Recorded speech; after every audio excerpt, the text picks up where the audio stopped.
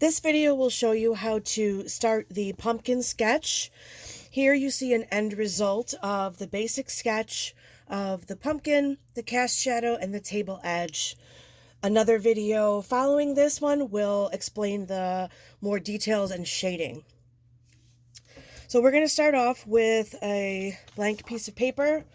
This is your 9 by 12, kind of like sketchbook paper that's in your kit.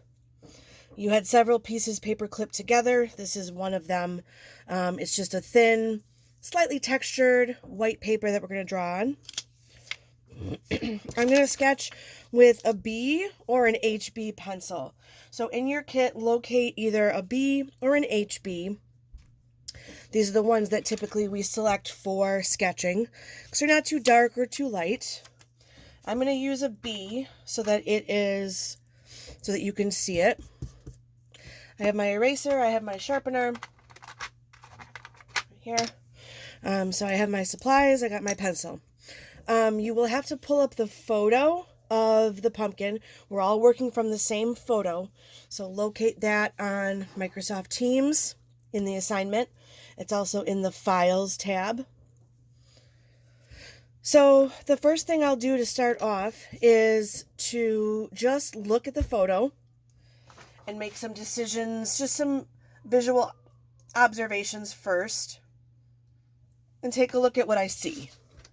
I'm going to start off with the pumpkin. It's basically right in the middle of the paper. I'm going to say that it's about this wide, and I'm going to make some marks, almost like parentheses. And every mark that you make is you making a decision. You're saying with your pencil, I think this is where this line goes. So every mark you make is a decision. I'm gonna say the bottom of the pumpkin's about here, and the top is about here. So this is called blocking in. This is just estimating where you think things are. It is only one object. It's not a still life arrangement with multiple things, but we're just looking at the one object. I could put a line straight down the middle because there's a kind of a line right here that has the green kind of bumpy texture, and then this is the stem. So I've already kind of established how much space it takes up. Where is it located on the paper? You will notice that the table edge, I purposely put it right so it touches the pumpkin right here. I'm not using a ruler right now. I'm just kind of estimating where I think it goes because I can edit it later. That might be too strong of an angle. We'll see. So one thing you should be aware of is that I am looking for being accurate in your proportions and what you see. So this pumpkin actually has 9 sections, and I do want you to be specific. So right here in the center, that's creating kind of a deeper part of the section, and the section right here is approximately, I think, about like that. And then each section kind of bumps out and then in. So I'll come bringing this over here. Let's see. Over here, this section's kind of wide. If you were to be able to see me sketching right now, you would see my eyes darting from the photo to my paper and back and forth constantly. So I'm constantly looking at the photo and looking at my paper as well to go back and forth. There's kind of a fat section right here that comes up. Maybe I'm going to bump this out a little bit more and comes to around here. We are drawing this pumpkin on this day with its own personality, if you will. So this isn't just a drawing of a pumpkin. This is drawing this particular one that I've sent you in the photo.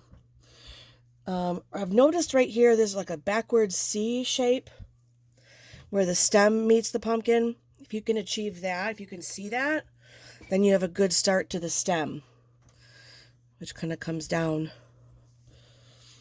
and then across over here. So this is like a V shape, right? Like a deep V shape right there. So again, we're creating this, we're expressing the characteristics of this pumpkin. There's one section behind here. There's one that goes behind the stem. So I'm going to ignore where the stem line is and just put that in. And then there's kind of one that's hidden right here.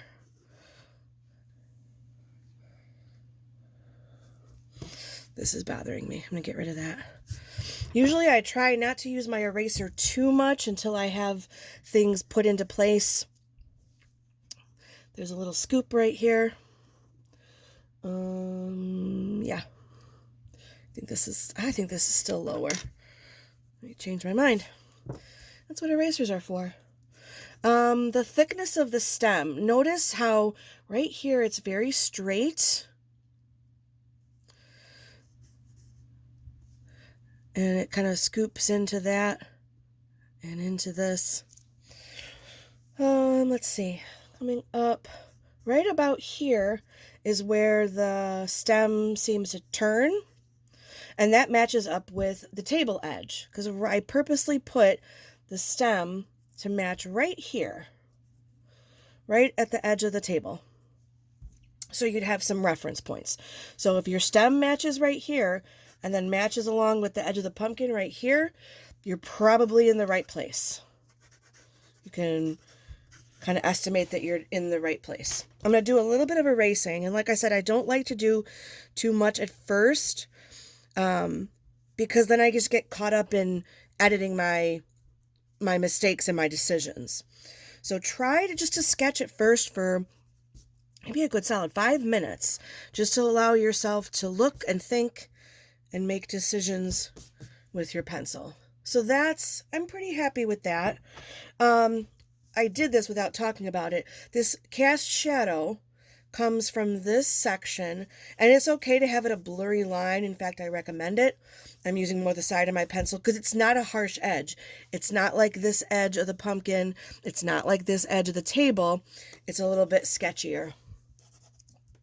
Same thing over here. I'm just blocking it in. I'm just placing, this is where I think I see it. Okay. If I'm confident in my table edge, I think I'll go ahead and straighten that out. If you don't have a ruler, find a straight edge. An envelope, a cereal box, a folder, a game case. Something to give you a nice crisp edge. I think that's where I'll stop, and we'll talk details and shading in the next video. Take your time, make mistakes and fix them. Keep looking as you're drawing, and you'll hopefully you'll be satisfied with your results. So that's the basic sketch. And I hope that is helpful to you. I'm just kind of cleaning up a little bit. If you were to count 1, 2, 3, 4, 5, 6, 7, 8, 9. There are 9 sections. There's a little one hidden behind the stem. That will help clarify that you have things in the right place. Okay. Good luck. Happy drawing.